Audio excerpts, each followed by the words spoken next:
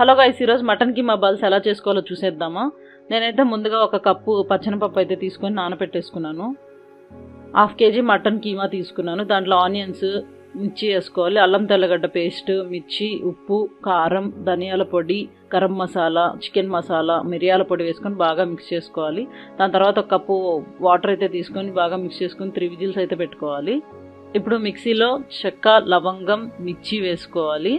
పచ్చనిపప్పు, నానబెట్టిన పచ్చనిపప్పు వేసుకొని బాగా ఇలా కచ్చాపచ్చాగా గ్రైండ్ చేసుకోవాలి. దాంట్లో ఆనియన్స్, కొంచెం కొత్తిమీర, కరివేపాకు, ఇందాక బాయిల్ చేసుకున్న కీమా వేసుకొని బాగా ఇలా మిక్స్ చేసుకోవాలండి. తర్వాత ఒక ప్యాన్లో ఆయిల్ పెట్టుకొని ఆయిల్ హీట్ అయ్యాక ఇలా బాల్స్ వేసుకోవాలి. మీ ఇష్టం అండి, బాల్స్ లాగైనా వేసుకోవచ్చు లేదా వడలాగైనా వేసుకోవచ్చు అండి. చూసారు కదా ఎంతో tasty mutton keema balls. Try చేయండి. ట్రై చేసి కామెంట్ బాక్స్లో ఎలా వచ్చిందో తప్పకుండా చెప్పండి. లైక్, షేర్, సబ్స్క్రైబ్ సాహితీ రేవంత్ యూట్యూబ్ ఛానల్.